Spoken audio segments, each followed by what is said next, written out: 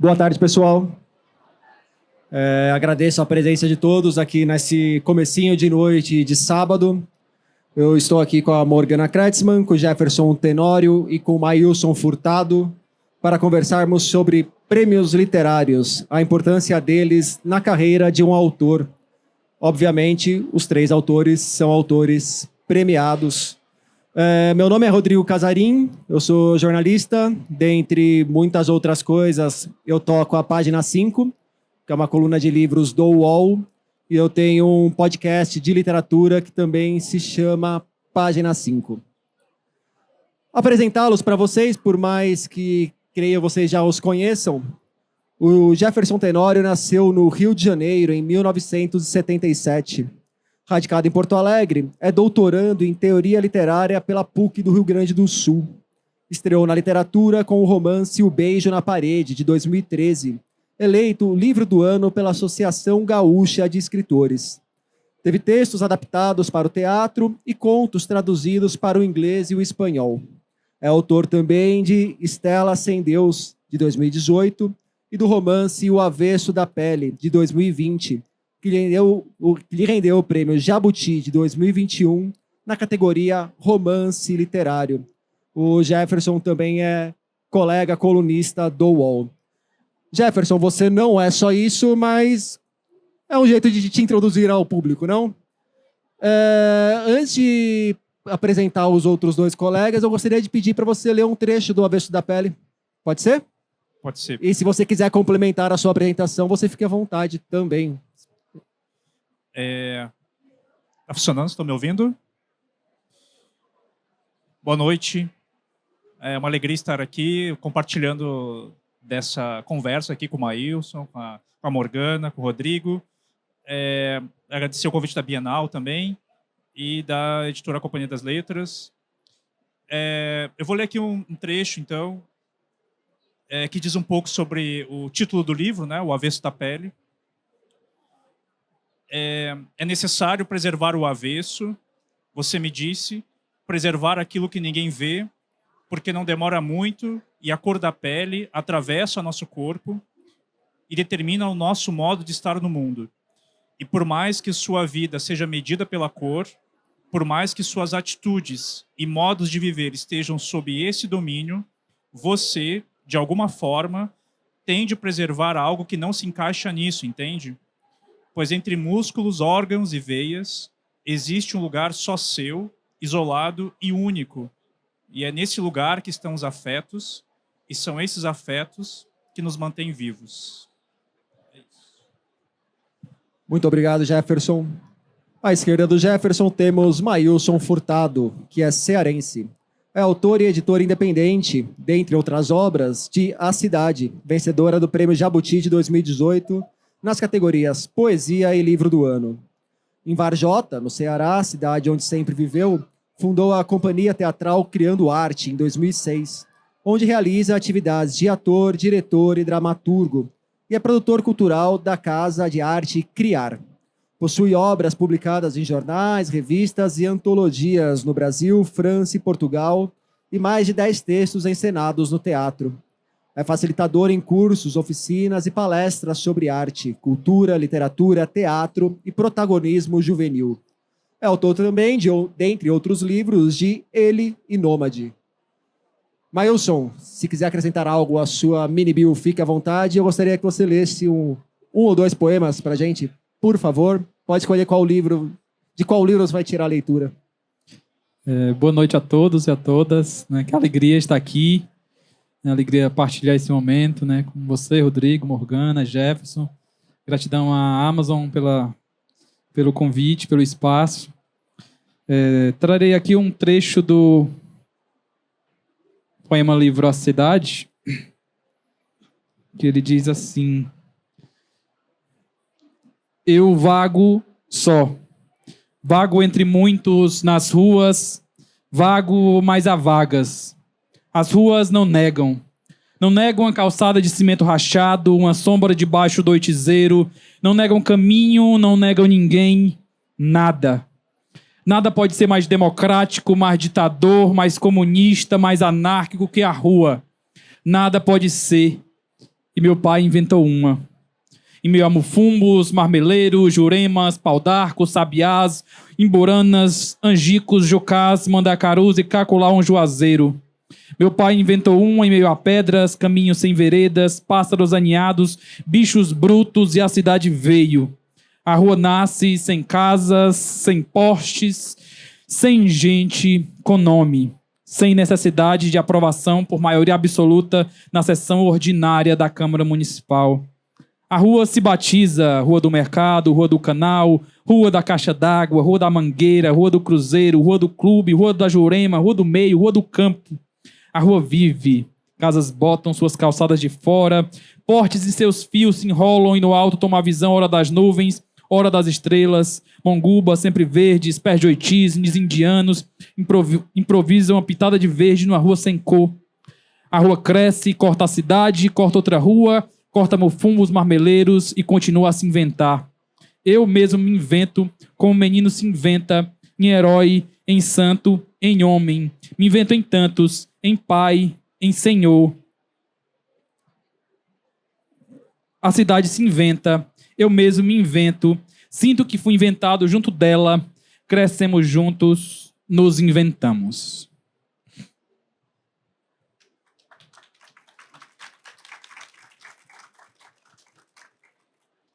E temos também Morgana Kretzmann, gaúcha, que é escritora e roteirista. Ganhou o Prêmio São Paulo de Literatura de 2021 na categoria Melhor Romance de Estreia com Ao Pó. A Morgana é roteirista, trabalhou na série Tarã para a plataforma de streaming da Disney+, com estreia prevista para 2023. Atualmente é autora da Companhia das Letras, onde publicará seus próximos 2 romances. O Ao Pó saiu pela Patuá. É isso, né? Dentre outras coisas. Oi. Estão me ouvindo? Obrigada. Boa noite. É um prazer e uma honra estar aqui com vocês hoje. Jefferson, quem tenho muito respeito e admiração, Maílson também, Rodrigo. Eu estava comentando com o Rodrigo antes de começar aqui que todo autor e autora estreante e que não é conhecido ou conhecida tem que começar por algum lugar, né? Eu comecei por uma editora independente e poucas pessoas do jornalismo ou do grande jornalismo, né? do jornalismo da grande imprensa do Brasil me deram atenção para o meu livro ainda no ano de 2020. E acho que a primeira pessoa, eu não tenho certeza se foi a primeira, mas ou uma das primeiras, que me deu espaço e me deixou falar do Ao Pó e que também quis falar sobre o Ao Pó foi o Rodrigo. Então, eu tenho um profundo respeito pelo trabalho dele e uma gratidão muito grande. Ele sabe disso, nunca esquecerei. Agradeço. Eu, ao invés de ler um trecho do Ao Pó, para eu também não ser repetitiva, eu gostaria de ler uma carta aberta como mulher brasileira, principalmente pelo que aconteceu, o que tem acontecido no Brasil nos últimos dias. Eu vou ter que ficar de pé, porque, além de tudo, eu sou atriz e eu preciso me mexer. Pedir licença para os meus colegas, então, para ler essa carta. Eu preciso usar esse espaço da Bienal e esse espaço da Amazon, porque eu acho que esse assunto não pode morrer nunca e a gente tem que continuar falando sobre ele sempre. Eu quero falar sobre ódio. O ódio vindo da misoginia que recai sobre nós, mulheres e meninas. Eu escrevi um livro de ficção sobre uma mulher que foi abusada na infância, depois estuprada na vida adulta, sobre uma vida inteira que foi devastada por essas violências. Por isso, eu não gostaria de estar me repetindo aqui, mas eu vou me repetir. Quantas mulheres aqui presentes já foram assediadas, abusadas, ou sofreram algum tipo de violência física ou psicológica? Olhem para o lado de vocês. Olhem para as mulheres que estão ao redor de vocês. Eu vou dar um número aqui. Todas. Em algum momento, ou em alguma idade, todas já passamos por isso. Estupro, assédio, são crimes de dominação sobre o corpo da mulher. o estuprador, o assediador, se veem como autoridade sobre os nossos corpos. Certos homens têm medo de perder o poder. Claro, vivemos numa sociedade patriarcal e falocêntrica. O monstro nem sempre tem cara. Muitas vezes, não tem cara de monstro. Tem cara de cidadão de bem. Ele nem sempre está na rua, de madrugada, num beco escuro. Ele pode estar dentro de casa, num ambiente de trabalho ou num círculo de amigos. As mulheres, elas sempre lutaram pelo seu direito. Hoje, em pleno século XXI, ainda lutam. Lutam por equiparação salarial, pelo direito de andar na rua em paz, de ir a festas, trabalhar na diretoria de bancos e estatais e não ser assediada, muito menos estupradas. E se forem estupradas e engravidarem, lutam para poderem fazer um aborto. Procedimento que é direito da mulher e está no Código Penal desde 1940. 1940. Eu li muitas coisas nesses últimos dias e sabemos que para certas pessoas, que são muitas nesse país, não é nem nunca foi sobre maternidade, sobre mães, sobre filhos, nem mesmo sobre aborto. Para essas pessoas é sobre dominar a mulher. Esses discursos reacionários, que só pregam ódio no dia a dia e que vêm sendo encorajados por certos governos, governantes, políticos machistas, misóginos, que saíram do esgoto desse país. Cada direito que nos é tirado nos tornará mais fortes, podem ter certeza. E vamos ocupar cada vez mais os espaços para mostrarmos que não vamos nos calar. Queremos ser livres, queremos continuar vivas, sem sentir medo. Que o amor vença o ódio em outubro desse ano, que o futuro seja feminino e feminista. Obrigada.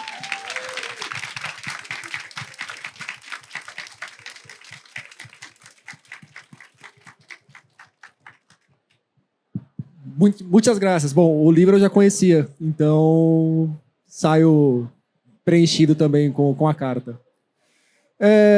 Gostaria de começar perguntando para vocês, para entrar no tema da nossa mesa, sobre os prêmios que vocês receberam, e no caso do Jefferson, olhando principalmente para o mais recente, que é o Jabuti. Vocês viviam momentos da carreira bem diferentes um dos outros. O que muda a partir do momento que vem o prêmio? O que vocês perceberam de mudança na trajetória de vocês como autores? Mailson, se quiser começar por você, só para a gente não ficar naquela coisa monótona de vai um, outro, a gente vai numa coisa mais anárquica e randômica. Então, né, eu recebi o Jabuti em 2018, e eu sou autor autopublicado, né, até hoje trabalho com as minhas publicações desse formato. E até aquele momento, né, os meus livros conseguiam circular simplesmente no nicho onde eu conseguia distribuir, né? No caso, no Ceará, né, quase sempre, quando muito em Fortaleza, né? Então consegui, né, na época o Jabuti realmente me abriu um caminho sem precedentes no meu trilho artístico, me deu novos pensamentos até para seguir, né, esse trilhar da forma como eu sigo hoje, passado já 4 anos. Então foi realmente uma divisão de caminho, tanto na minha história pessoal, né, quanto artística, né, de acreditar um tanto mais até meu trabalho enquanto autor de uma forma um tanto mais enquanto carreira, enquanto profissional da literatura, do livro, da letra, né? Então me deu tudo isso e me dá até hoje, na verdade, me trazendo espaços como esse, né? Circuitos possíveis, né, que a literatura permite. Então é muito interessante trazer essa questão do prêmio em si, né, dos prêmios em si, porque eles atuam quase como uma espécie entra também como uma parte de legitimação, e a abrir espaços, né, para um cenário quando às vezes o determinado livro, determinada obra, né, como a Morgana citou com o livro dela, não consegue chegar a determinado ponto, né? O prêmio, às vezes, consegue promover essa difusão, de divulgar, abrir brechas, né? Romper fronteiras. Né? E comigo aconteceu muito isso, né? De perceber, né? um novo caminho, né? Novas estradas, né? E seguir, né? Seguir e tentando enxergar, a parte disso também, novas frestas, né? E assim, estou por cá hoje, né? Cá estamos, né? Cá estamos. E no seu caso, Jefferson?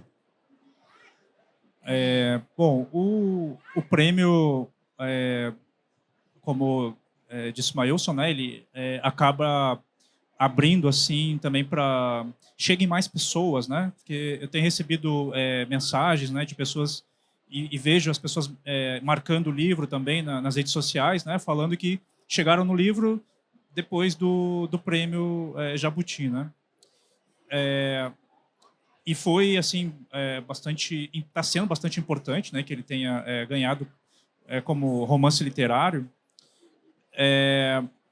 mas também sempre tomo cuidado usar aqui uma frase do Marcelino Freire, né, que o autor que ganha o Jabuti não pode virar um Jabuti, né, para que isso não paralise a produção porque talvez as pessoas tenham assim no imaginário que esse seria o auge do autor, né? Quando ele ganha um prêmio e aí esse é o máximo que ele vai chegar.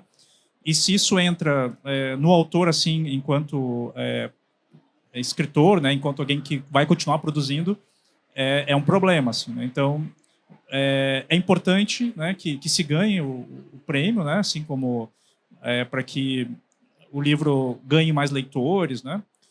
Mas também não pode ser um grande peso, né? Embora o Jabuti ele seja pesadinho, né?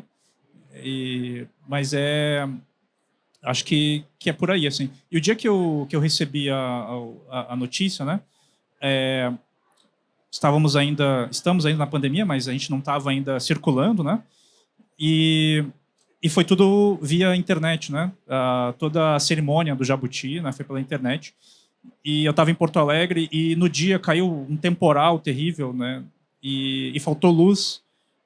Acho que foi às 7 da noite, eu acho que foi a cerimônia. E 6:30 da tarde faltou luz, fiquei sem internet. Eu tinha esquecido de carregar meu celular, então eu estava incomunicável. E eu fiquei sabendo 1 hora depois, às 8 da noite, quando voltou a luz, né? E aí me avisaram que eu tinha ganho o prêmio. E aí foi uma alegria, assim, uma felicidade. Voltou à luz como autor laureado, né? Morgana, no seu caso do Prêmio São Paulo, ainda tem a característica de ser um prêmio dedicado à categoria para autores estreantes, né? Que são poucos prêmios que olham para autor que está começando. Eu lembro aqui de cabeça do Prêmio São Paulo, o Prêmio Sesc para quando a pessoa ainda é inédita. Então, como que foi esse momento para você e como tem sido a história do livro antes do prêmio e pós-prêmio? Eu acho que... vou tentar ser breve, porque já falei bastante. Eu acho que tem uma coisa que o Jefferson falou que é muito verdadeiro isso, né? Que o Marcelino fala, né? Que a gente não levar também tão a sério a questão do prêmio e pensar na sua carreira, né? Nas próximas obras, no que você vem querendo fazer, consistente, né? Dentro daquilo que você acredita como autor, como autora. Agora, o Prêmio São Paulo, diferente do Jabuti, o prêmio de estreia, né? Ele é justamente isso, né? É para quem está começando, né? É o primeiro livro. E o Prêmio São Paulo ele tem uma característica, eu acho que já desde os anos que ele existe, assim, o prêmio de estreia normalmente vai para editoras independentes. Por quê? Porque são editoras independentes que apostam em autores que estão começando e são autores independentes também. Então, nesse sentido, eu acho que o prêmio ele vem para colocar uma luz não só no livro e no autor, mas também nessas editoras, né, que estão aí na guerrilha, como a Patuá, por exemplo, que existe já há 10 anos, mas é uma editora que a gente sabe que o Eduardo faz guerrilha mesmo, né? Dentro da editora, para manter seus autores, para continuar trazendo novos nomes, novas pessoas, para continuar fazendo livros experimentais. Então, eu acho que nesse sentido, assim, esse prêmio ele vem para ajudar, inclusive, a editora, né? No caso do Prêmio São Paulo de livro de estreia, né? Vem também para isso. E eu acho que no caso do Alpó, por ser um tema tão espinhoso, que é o abuso infantil, é um livro que ele já tem uma certa resistência para chegar ao leitor, principalmente o leitor comum. Então, a questão do prêmio, que te dá uma certa visibilidade, né, um pouco maior, faz com que a gente consiga chegar a mais leitores e mais pessoas queiram ler o livro e entendam que não é um livro... O tema é pesado, mas o livro não é pesado. Tanto você quanto o Jefferson falaram de uma espécie de arapuca que o prêmio pode trazer, de você se acomodar ali no troféu, se acomodar na glória e falar, ok, estou com a carreira feita, atingi o estrelato, já sou um autor consagrado e beleza. Por outro lado, para quem está nos acompanhando e pensa nessa imagem do autor premiado, para acabar com eventuais fantasias, o que um prêmio não faz por um autor? O que assim... podem parar de pensar que, de repente, sei lá, vocês vão poder se aposentar porque foram premiados, que a carreira já está feita por causa do prêmio. O que um prêmio não faz para um autor, Jefferson? O prêmio não escreve o próximo livro.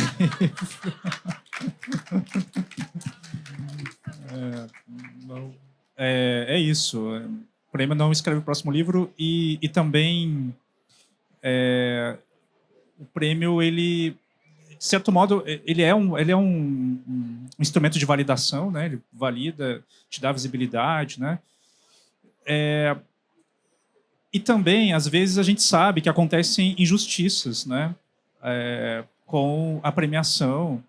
Nem sempre o que tira primeiro lugar é o melhor livro, e aí depende de uma série de coisas, né? Jurados, depende... qual é o contexto que aquele prêmio está inserido. Então, são muitas variáveis assim, né, para que um livro chegue a ser premiado. Aí tem alguns prêmios, que é o caso do Prêmio São Paulo, do Oceanos, né, do Jabuti, em que eles fazem aquela classificação de os 10 indicados, né? Depois eles fazem uma lista menor, né, dos 5 finalistas, né, até chegar, então, no... eu já participei também como jurado, né, de alguns prêmios e é muito complexo, é muito difícil. Neste ano você está no Oceanos também, né? Esse ano eu estou no jurado do Oceanos, né? E é muito difícil, é muito complicado chegar chegar num consenso, né? E aí tem alguns que você tem que dar nota também. Então é isso. Nem sempre o melhor livro ganha, né? Mas eu acho que só ficando ali entre os finalistas já é uma grande vitória. Assim, né? Maílson, o que um prêmio não faz por você? O Jefferson traduziu, né, isso aí. E assim, muito do que a Morgana já trouxe também, nesse sentido de a gente não escrever para o prêmio, né? Escrever para o livro em si, para a arte em si, para o experimento em si. Né? Então o prêmio não faz isso, né? Fazer com que a gente escreva, né? E tal. Então a gente utilizar esse trilhar que o prêmio né? Se a gente for pensar, o prêmio os prêmios são parte de talvez dessa indústria que o mercado possua, né? Como eventos, como talvez espaço na mídia, como livrarias. Então os prêmios são parte dessa composição, dessa indústria que a gente precisa para que esse mercado existir e fundamentais, né? E a gente tem que saber como estar neles, ou entrar neles, ou entender eles de alguma forma, né? E construí-los de certa forma também, né? Interessante a gente às vezes debater nesse sentido de como esses prêmios podem traduzir um tanto desse momento que a gente vive, né, na sociedade, o quanto os prêmios têm que abordar tal coisa ou tal coisa. A gente teve em alguns momentos, alguns anos atrás, alguns debates bem particulares, né, até inclusive sobre o Jabuti, dentro dessa perspectiva. né? Então, acho que é importante o escritor está da mesma forma que tem que estar presente em eventos como esse, que tem que ler, estudar, não sei. Acho que o também tá focado, entender um pouquinho do que esse circuito dos prêmios tem para ofertar, né? E fico muito feliz de, nos últimos anos, né, tá acontecendo talvez uma amplificação, um alicerçamento talvez mais de mais prêmios, né, por várias partes do Brasil, né, e montando realmente um circuito mais descentralizado, né, ampliando um pouquinho, né, desse cenário do mercado do livro do Brasil, né, em várias frentes. Morgana, não vale responder que o prêmio não escreve o próximo livro. Gente, mas Jefferson, obrigada, Jefferson.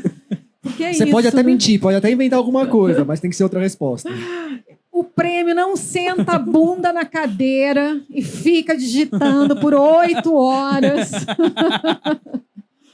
Agora, tem uma coisa que o Jefferson comentou e que me lembrou, no meu caso, por ser o primeiro livro e o livro de estreia. Tudo que eu queria com esse livro, e pode parecer bobo, mas eu prefiro ser sincera do que fazer de conta que eu sou alguém superior a isso. Eu só queria ser finalista do Prêmio São Paulo. Era tudo que eu sonhava com isso. Era tudo que eu queria. Quando eu fui finalista do Prêmio São Paulo, quando eu fiquei entre os 10, a emoção que eu senti, a emoção de conversar com os meus pais por chamada de vídeo, que moram lá no interior do Rio Grande do Sul, no meio das vacas, o choro daquele momento, um choro de, sabe, poxa, né? Você fica anos escrevendo, aí você tenta uma editora, tenta outra, ninguém te quer, daí alguém te quer, daí tu consegue publicar. Então vem o choro de todo esse tempo, assim, né? A emoção foi infinitamente maior do que ganhar o prêmio. Ser finalista, a emoção foi muito maior. E eu acho que é isso, assim, ser finalista é ganhar prêmio. É ganhar. Eu queria partilhar minha história de finalista também. Mas, porque a gente estava saindo da minha cidade para outra cidade, Sobral, né? Para um espetáculo de teatro, né? No carro lotado com os atores. E eu estava dirigindo e começou a pipocar meu celular de mensagem. E não podia ver porque estava no volante. E eu pego o celular e passo para minha esposa. E a minha esposa abre o Facebook e tá lá, né? Finalista dos prêmios Jabuti, parabéns. Na hora que ela leu aquilo ali, eu quase entro no acostamento e viro o carro. Antes de qualquer cerimônia, né? Simplesmente por estar na final, né? Então é uma emoção incrível, né? Isso que a Morgana trouxe, né? De a gente realmente ver que a gente conseguiu chegar em determinado lugar, né? Acho que o prêmio também traz um tantinho disso, né? Dessa simbologia, pelo menos, né? A gente está, pelo menos, tendo um aceno, né? É para lá que tu tem que ir mesmo, né? Acho que o prêmio também atua como isso. Bom, e o Prêmio São Paulo, para todos os vencedores, tem a emoção do cheque, que é razoavelmente poupudo, né? Que nem todo prêmio Mas tem um olha cheque só, daquele. gente, ninguém fica rico com esse dinheiro. Com a inflação do jeito que tá, não tem como. O litro de leite tá R$7,50. Você não vive com esse dinheiro muito tempo. Morgana, continuar contigo. Eu queria saber um pouco mais de como que nasce o Alpó, mas entender não só como nasce a história dele em si, mas como que você resolveu estruturar o livro do jeito que ele é. É um livro com uma dinâmica bem interessante. Bom, o livro ele nasce dentro de um curso de roteiro que eu fazia na PUC do Rio de Janeiro. Era para ser um roteiro de um longa-metragem e a questão dos sonhos, que são as partes em itálico que estão dentro do livro, eu não conseguia de maneira nenhuma encaixar isso como eu gostaria que ficasse dentro de um roteiro, e eu decidi então fazer um romance que te abre muitas outras possibilidades. Você consegue fazer infinitas outras coisas do que num roteiro. Então, ele surgiu disso em 2014. E essa estrutura ela vem depois de muitos experimentos, assim, foram 6 tentativas, né? E aí você larga e começa uma nova e tenta de novo. Aí eu estava fazendo o curso de escrita criativa do Assis Brasil, que é um professor e escritor lá do Rio Grande do Sul. E eu comentei com ele que eu estava escrevendo um livro e ele disse, me manda. Eu mandei o livro para ele e aí ele me deu uma sugestão de estrutura durante o curso. E eu segui essa sugestão dele de mudar o início. Ele tinha uma outra estrutura antes.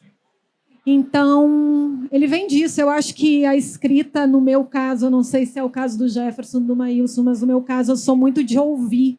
Eu gosto muito de mandar o que eu estou fazendo para escritores, amigos, professores, amigos, e ouvir o que eles têm a dizer e costumo seguir as sugestões mesmo.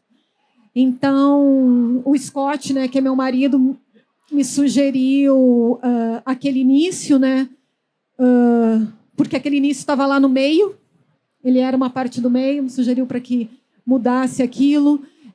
Teve a Valéria Lamego, que me sugeriu coisas, o Schroeder, que me sugeriu coisas. Todas as pessoas que leram o livro antes dele ser lançado e que me sugeriram questões de estrutura, eu procurei seguir. E acho que funcionou. Jefferson, gostaria de saber também um pouco do como nasce O Avesso da Pele. E O Avesso da Pele é um livro que a recepção dele, inclusive quando eu escrevi sobre ele, geralmente enfatizou a questão da violência que tem dentro dele, que a história criada que termina do jeito que termina. Mas é um livro também sobre subjetividade, sobre sensibilidade, sobre o direito de você ser falível. Como que nasce O Avesso da Pele e como que essas questões foram atravessando o livro durante a criação dele. E também a presença ali do Dostoiévski, que tem é uma figura importante ali na mão do professor, né? Antes só, voltando ainda à questão dos prêmios, acontece também um outro fenômeno, quando um livro é premiado, geralmente quem está escrevendo, está começando, olha para aquele livro e acha que aquele é o caminho. Então, aí tenta fazer uma fórmula, né? Assim, eu vou fazer uma coisa parecida com o Torto Arado, por exemplo, né? Vou fazer alguma coisa parecida com o Alpó, porque ganhou o prêmio, então pode ser que é uma furada isso. Assim. Não façam isso, porque o autor tem que acreditar naquilo que ele está fazendo, mesmo que pareça fora de contexto, as pessoas não estejam falando daquilo, enfim. É importante não entrar numa onda, ou não entrar numa moda, ou algo assim, e fazer o que acredita, porque daí você tem algo que seja seu, genuíno, forte, enfim, foi isso que eu lembrei. Assim. E sobre o Avesso, a tentativa foi essa, né, de contar a história, primeiro, de um pai com o filho, né? Era uma vontade de escrever sobre essa relação paterna. E a partir dessa relação, que é de uma ausência, né? Então, o Henrique, que é o personagem principal, ele morre após uma abordagem policial. Não é spoiler, porque já está lá no livro, na contracapa do livro já diz que o professor morre. E aí o filho, então, vai contar essa história para o leitor e para o pai, né? Como se fosse uma espécie de carta aberta, né? Ao pai. E aí, então, eles vão... O Pedro, né, vai recontando a vida desse pai. E a estrutura que eu pensei era uma estrutura epistolar, assim, né? Era uma estrutura de cartas e que essas questões fossem atravessando a relação do pai e do filho, que é a violência policial, a educação e as questões raciais. Maílson, pelo foco da mesa, eu vou pedir para a gente voltar à cidade, para você explicar como a cidade nasce. Mas se quiser falar um pouco também do Ele e do Nômade, que são livros mais recentes, pode ficar à vontade. Aliás, A Cidade, você estava falando aqui do WhatsApp se manifestando na hora que saiu que você era finalista, mas depois que você ganhou o Jabuti, você só não virou prefeito de Varjota por opção, né? Nada. Então, ainda vivo em Varjota, né? Um lugar querido. Sertão do Cearense, fica na zona norte do Ceará. E o livro nasce justamente de algumas inquietações particulares, né, do que era aquele lugar no mundo, né, para mim. É impossível trazer aqui sem citar um pouquinho a história de lá, né, porque é uma cidade que é formada por migrantes operários, né, para a construção de uma grande barragem, né, então geralmente os operários eram nômades, ficavam em obras de emergência, né, por conta da seca, e na década de 50 tem uma grande obra emergencial lá, que é uma barragem, e a cidade se forma a partir disso, né, então é uma cidade de imigrantes, né, de imigrantes, e por conta dessa afirmação migrante, operária, é uma cidade bem jovem, né, e por ser bem jovem ainda sofre com essas questões de referencial, né, antropológico, cultural. Isso me causava muitas angústias, né, de não saber direito onde é que estava a minha história, onde é que estavam meus antepassados naquele lugar, de onde tinham vindo, de onde não eram, enfim, onde é que estava o meu sangue naquelas terras, né? E a partir disso surgiu uma pesquisa, né, genealógica para entender isso, né? E foram vindo muitas coisas, né, para primeiramente tentar sanar as minhas dúvidas pessoais e acabaram vindo depois coisas para além disso, né? E começaram a explicar um pouquinho do lugar, um pouquinho da região, enfim, depois a ampliar para a questão de país, de mundo em si. E eu entender algumas questões de como esse lugar é dito, é construído, é replicado nesses dias de hoje, na perspectiva de uma parcela de um Brasil profundo dito, né? Com a perspectiva de Nordeste, né? Então a gente replica muito essa perspectiva desse termo Nordeste, né? Com a perspectiva muito passadista, né? Com quase 100 anos de atraso, quando na verdade em 100 anos aconteceram e acontecem muitas coisas diariamente, né? Não é um termo para ser estático, mas que acontece de forma dinâmica, né? E tendo algumas provocações desse sentido, comecei a trazer algumas dessas coisas para um experimento literário, né? Juntando a questão do que se traz muito pela vivência ruralista ou campestre com a perspectiva urbana, uma perspectiva vista meramente mística ou religiosa demais, com a perspectiva cética, com a perspectiva vista geralmente como ancestralidade, vista com a perspectiva também moderna, não com essas duas coisas tentando se dualizar, mas na verdade se somando, né? E daí surge o poema, né? Que surge de uma perspectiva só, né? A partir dessa pesquisa que eu fui fazendo ao longo de alguns anos, né? Sem na verdade a busca, na verdade, no primeiro momento nem para a escrita de um livro, mas simplesmente para aquelas dúvidas pessoais, né? Aí aconteceu um episódio interessante, né, que foi, de certa forma, um estalo assim, para surgir o porquê do poema, que é um poema único, né, um poema de fôlego. Eu tinha acabado de ler o Romance da Pedra do Reino do Ariano, né, e é um livro muito geográfico, né, esse livro do Ariano. E ele narra muito a questão geográfica do sertão da Paraíba, ali, né, daquela terra dele. E foi muito interessante que eu terminei de ler o livro e alguns dias depois fui para aquela região sem ter a noção de que iria para a região do último livro que tinha acabado de ler, né? E eu cheguei lá, o primeiro olhar que tive, já tomei um susto, né, em saber que eu já conhecia aquele lugar. E já estive aqui sem nunca ter estado, simplesmente porque eu li isso, né, que a Ariane me deu. E ver aquela coisa que às vezes a gente lê uma coisa, sente aquela inveja boa de tentar fazer uma coisa a partir daquilo, né? Então eu quero um dia poder escrever um tantinho sobre o meu sertão lá, né? E poder dar a alguém a um determinado dia um pouquinho desse sentimento que o Ariano pôde me dar. Que até hoje eu carrego comigo esse sentimento, né? E chegando em casa, o livro, a partir daquelas pesquisas, daquelas leituras, das provocações que tinha tido, acabou por desaguar numa coisa, num poema só, né? E aí o livro surgiu. Eu vou fazer mais uma pergunta para os três responderem e depois eu vou abrir para vocês participarem também. Então, quem tiver perguntas já pode ir aí pensando, elaborando.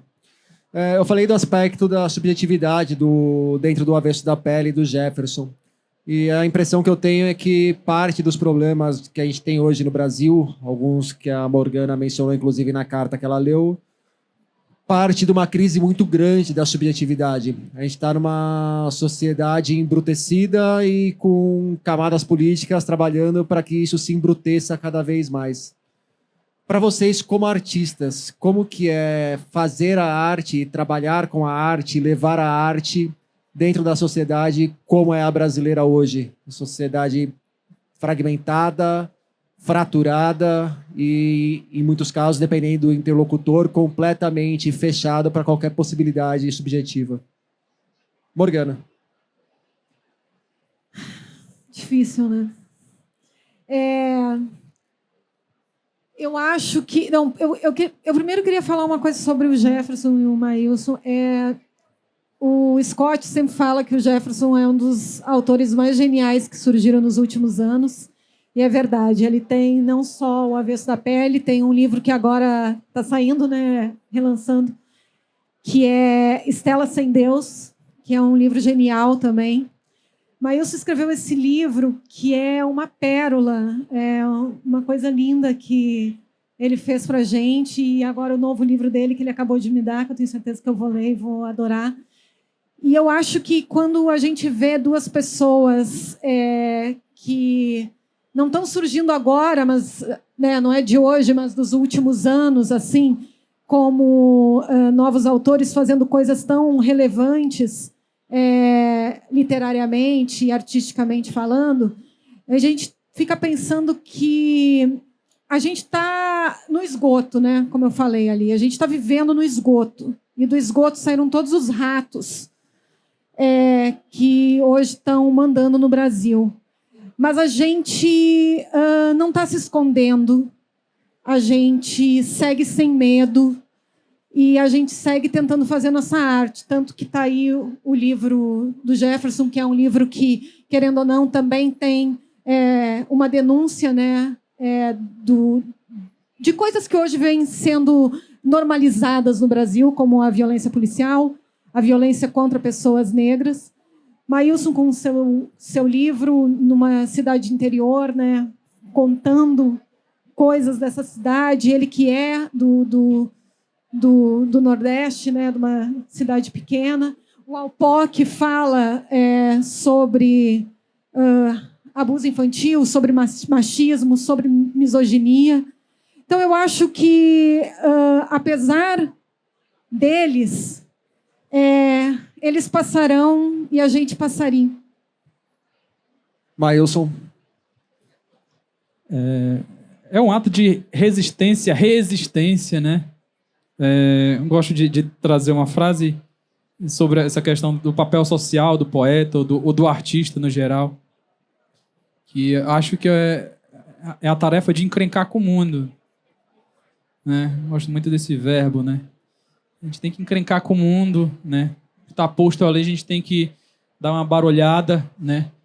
E o mundo com arte, o mundo com poesia, nas suas mais diversas vertentes em si, não tem direito a ser velho, né? E se a gente está aqui, né? Se a gente está insistindo em estar aqui, apesar dos pesares, né? Dessa lástima que a gente vive nos últimos anos, em vários retrocessos históricos que a gente conquistou ao longo das últimas décadas, né? Enfim, é uma tarefa, uma afirmação que eles vão passar, né? E a gente vai continuar encrencando com o mundo, tentando deixar o mundo novo de novo, sempre, né? Para que a gente possa seguir, né? Então, é uma tarefa constante, diária, né? A gente está buscando, né, meandros para se encontrar. Se a gente fecha por aqui, a gente abre por outro, não é? Mas a gente vai estar sempre presente, tentando acreditar e fazendo com que o mundo possa se acreditar também, né? Então, parte por aí, né? Acho que parte por aí. Jefferson, se você quiser também colocar um pouco da perspectiva como professor, acho que pode ser valioso. Só retomando o que a Morgana disse, né? O Paulo Scott é um autor que, enfim, que eu tenho como referência, né? E foi um dos primeiros também como é importante isso, né? Você falou do Rodrigo ter lido o seu livro, né? E o Scott foi um dos primeiros também a ler O Beijo na Parede. Posso fazer só um comentário sobre o Paulo? O que você falou sobre grandes livros que acabam não recebendo prêmios, eu acho que o Marrom e Amarelo é um dos maiores exemplos recentes que a gente tem de livro que não precisa de nenhum prêmio ali para validar a grandeza dele. Então, nem sempre os melhores chegam, né, a esse pódio, né? Mas enfim, o que eu queria dizer é que é importante que tenha essas pessoas assim que acreditam no seu trabalho, e o Scott foi muito generoso e continua sendo muito generoso. Agora, sobre tudo isso que está acontecendo, né, nos últimos anos, se por um lado a gente tem um governo fascista, e a gente sabe que todo governo fascista, a primeira coisa que ele tenta fazer é apagar as subjetividades. E como é que se apaga as subjetividades? Impedindo que a gente tenha acesso a livros, que a gente tenha acesso ao conhecimento, que a gente tenha acesso a um pensamento crítico. Tudo isso faz parte de um projeto de aniquilamento das subjetividades. E o que a literatura faz é, de certo modo, retomar e lembrar as pessoas que nós somos subjetivos, né? E porque desde que a literatura existe, a literatura ela existe para discordar da sociedade, para discordar da vida. Ela propõe, ela é propositiva também, ela não é só crítica, mas ela também propõe coisas. E eu acredito nisso, assim, né? Por muito tempo eu achei que a literatura não tinha uma função, me fizeram acreditar que ela não tinha função, arte pela arte, né? Mas hoje eu discordo, eu acho que ela tem várias funções. Uma delas é formar leitores, e é por isso que todos estamos aqui, né? E a outra é trazer de volta essa subjetividade. E o meu livro, O Avesso da Pele, ele é essa tentativa de retirar esse sujeito negro que foi morto pela polícia, tirar ele de uma estatística e dizer para o leitor que havia uma vida ali, que havia um universo individual que foi apagado de repente. E é o que acontece com muitas pessoas negras no Brasil todos os dias, infelizmente. Temos perguntas? Quer que eu leve lá? Boa tarde. Meu nome tarde. é Magali, eu sou de Porto Alegre. E eu gostaria de perguntar para todos os autores, mas principalmente para o professor Jefferson. Essa semana, então, recentemente, o professor trouxe a público que ele foi o primeiro cotista da Universidade Federal do Rio Grande do Sul. Inclusive, nessa semana, cotista negro, né? E essa semana estreou um documentário a respeito do tema. A gente está, então, discutindo essa questão política, né? Enfim, da função da literatura. E o debate hoje é justamente sobre autores premiados. Então, a gente vai para outra ponta do processo. Então, eu gostaria de que você comentasse em relação a isso, como esse debate, então, no ano de 2022, que o tema das cotas está sendo debatido no Congresso Nacional, e qual o papel da literatura. O senhor já trouxe isso, mas eu gostaria, então, de retomar esse papel da literatura como formação política e como, a sua experiência individual, como as cotas são o começo disso. O prêmio é o final da cadeia, o final, entre aspas, né, como vocês já trouxeram, que que ele não garante nada, mas, enfim, ele traz uma questão relevante. Então, minha pergunta é essa. Muito obrigada. Na situação que a gente vive no Brasil, falar em meritocracia enfim, é desonesto, né? Para não falar outra coisa. E eu acho que eu ter sido o primeiro cotista negro, né, da Universidade Federal do Rio Grande do Sul me abriu muitas coisas, né? E que se eu não tivesse tido esse direito, porque eu não vejo como migalhas, né? Que é o que a branquitude tenta nos dizer, né? Que a gente sinta vergonha de ser cotista, e eu sinto muito orgulho de ter tido esse direito reconhecido, e a partir da minha entrada na Universidade Federal, eu tive acesso a muitas coisas, a pesquisa de ponta, a possibilidade de fazer intercâmbio, Enfim, um outro mundo se abriu e eu acho que a gente pode fazer sim essa ligação das políticas públicas e o que elas promovem depois, né? Claro que o fato de eu ter ganho o Jabuti não significa que isso tenha algo direto com a minha entrada na universidade. Mas eu acho que também é resultado. Também é resultado disso. Então, a literatura, ela tem, na minha vida, ela tem esse papel assim, de me deixar mais consciente das coisas que acontecem, né, na sociedade.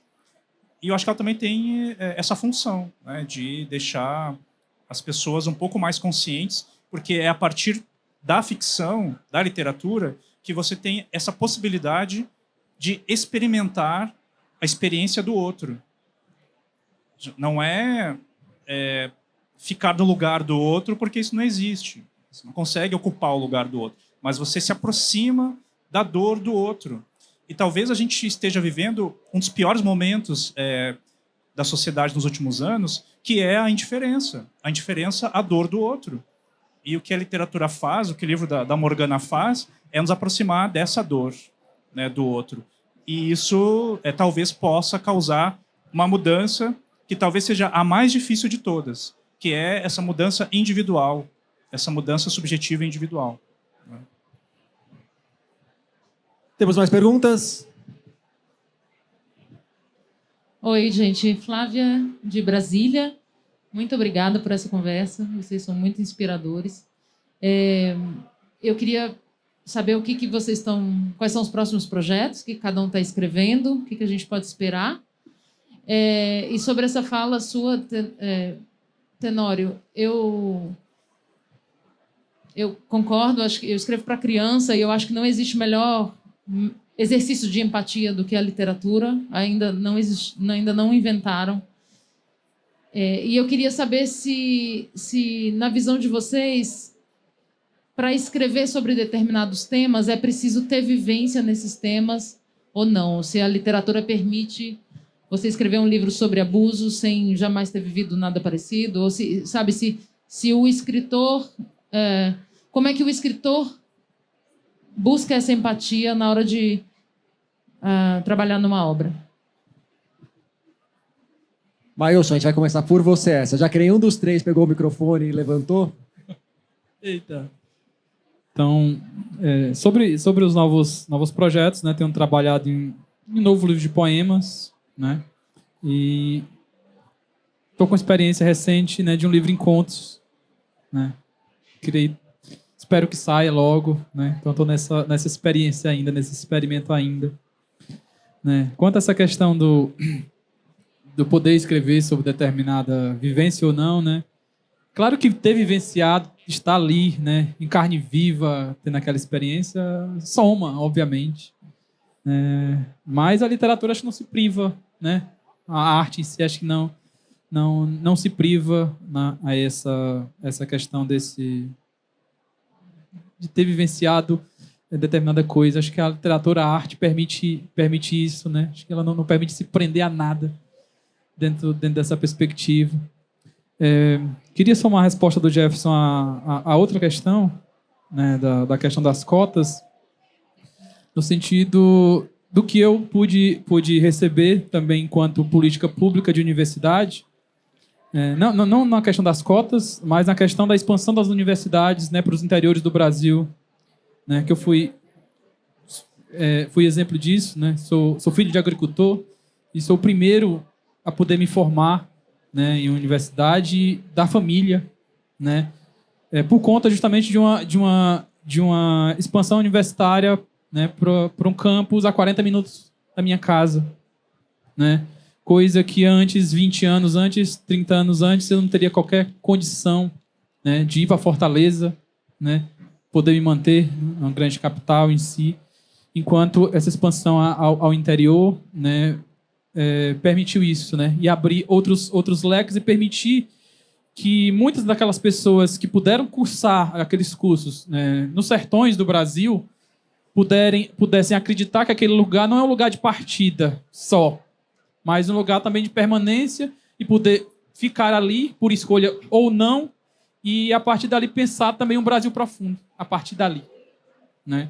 Então, essa política também da expansão das universidades trouxe um pouco disso, e a partir disso, acho que nos últimos anos a gente consegue ler o Brasil a partir também de uma produção literária, a partir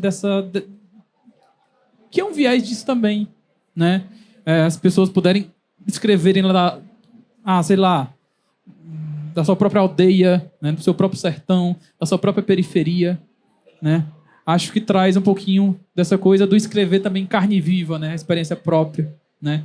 Então, acho que é uma coisa que se costura, né? Quando a gente pensa, né? Agora eu estou entendendo por que me emocionou tanto o livro do Maílson, porque é isso, né? Você poder falar do seu lugar, né? Que não é um lugar não é a capital, não é a cidade grande, não é as grandes cidades, né? É aquele lugar, aquele não lugar para muitas pessoas, né? O Alpó, ele tem um pouco disso, desse interior profundo do Brasil, onde acontecem coisas que pessoas de grandes cidades também não entendem ou não imaginam, né? Eu queria só lembrar de uma coisa que eu respondi para o Rodrigo sobre o Alpó na questão da estrutura, porque a Sofia, ela tem muitos sonhos no meio do livro, que são as partes itálicas do livro. Esses sonhos, eles estão desde o início do processo de escrita, porque, para mim, quando eu comecei a escrever sobre esse assunto, eu queria que fosse uma espécie de... como se a pessoa pudesse entrar numa espécie de embriaguez, porque a Sofia, ela, por todas as questões do que acontece com ela passa durante muito tempo bêbada. É a maneira que ela encontra para fugir dos monstros que continuam correndo atrás dela, mesmo ela saindo da sua cidade do interior e indo para uma capital. Então, essa coisa dos sonhos, isso ele sempre esteve, não foram coisas que o professor Assis ou outras pessoas falaram. Isso, essa questão dos sonhos, essa estrutura de, no meio de cada capítulo, ter sonhos que possam parecer uma embriaguez, estava desde o início.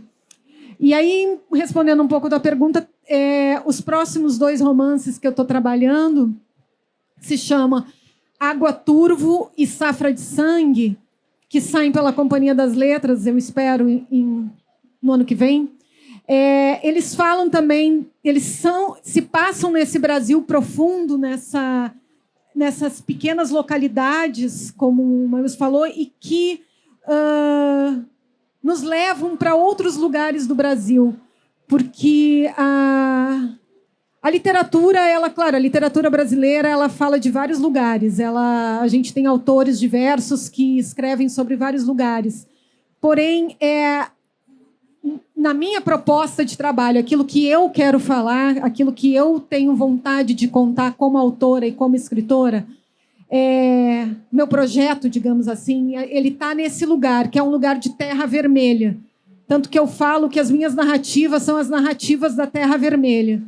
Então, os meus próximos livros vão continuar falando sobre mulheres que lutam pelo seu lugar, que lutam por trabalho, que lutam por dignidade, que lutam por seus espaços, mesmo sendo nesse lugar de Brasil profundo, mesmo sendo nesse lugar de terra vermelha. Então, os próximos trabalhos falam também sobre isso. Jefferson, vivência na obra e próximos trabalhos, e mais o que você ia perguntar para a Morgana, me parece. Não, isso a fala da Morgana me lembrou que, às vezes, hoje não fazem mais essas perguntas, mas acho que no início, quando o Avesso saiu, me faziam perguntas assim: mas você não pensa em escrever agora um romance só com personagens brancos? E eu dizia, não. Quase como se fosse assim, você agora está prisioneiro e agora você só vai poder fazer romances que falem sobre racismo, ou tem que aparecer personagens negros, né? Enfim, a minha vivência é essa. Para mim é muito natural que os meus personagens sejam negros, né? Minha família é negra, tenho até amigos negros, né? Então acho que é natural que isso apareça na minha literatura. E, enfim, a história dos brancos vai continuar sendo contada. Isso não é um problema para mim, né? Não queiram colocar mais esse problema na minha produção. Então, agora, sobre essa questão assim, da vida íntima, né, e da biografia na literatura, enfim, não tem como fugir, né? Você vai escrever coisas da sua vivência, elas vão aparecer, né? O que acontece ali na literatura é que a sua vivência ela é mediada por um arranjo linguístico, um arranjo estético, e que vai te distanciar daquilo que você está escrevendo. Senão, se você não fizer isso, é uma biografia, uma autobiografia, né? Embora, às vezes, eu receba mensagens de gente dando os pêsames pela morte do meu pai, e o meu pai está vivo, né? E ele é branco, então não tem nada a ver com o personagem. Mas, por outro lado, eu vejo até com elogio, assim, porque a pessoa, de fato, acreditou que aquela história aconteceu, né? E essa coisa também de misturar a vida com o livro, a metáfora que eu faço, eu não sei se eu estou roubando de alguém essa metáfora, mas eu acho boa, que é que nem você fazer um bolo, e aí digamos que o fermento é a sua biografia, aí você bota o fermento, ovos, farinha, açúcar, manteiga, mistura tudo, põe no forno, e depois quando você vai comer, e alguém te pergunta, tá, onde é que está o fermento aí?